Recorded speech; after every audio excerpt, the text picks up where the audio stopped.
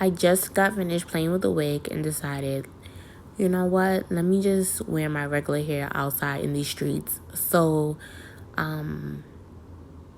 the style that I know how to do most comfortably is a bun.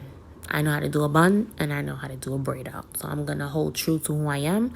I would like to do perm rods and all those other kind of things, but right now I don't have time. So this right here that I did anyway, like just the braiding of the individual locks, or this, I did 3 locks per braid, 3 or 4 the most. And just to touch on that really quickly, do you see how thin my hair actually is? I don't have the va-va-va-va-voom.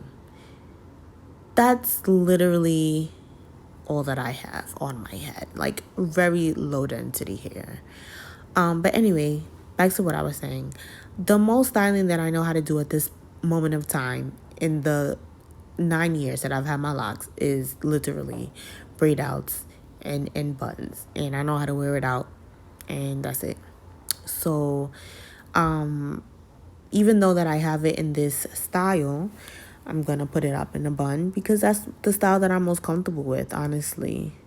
But I can't keep it in all day. So in the end of the day, I have to take it out. But I am tucking the smaller pieces of hair or braids underneath and letting the longer pieces of hair do most of the work. And I like to do a donut bun. I don't like, well, I started getting into top knots as well, actually.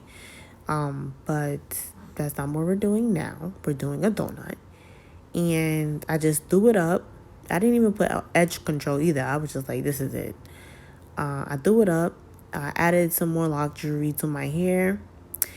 And I called it a day. It's like, this is cute. This is how we're going to do. And that's it.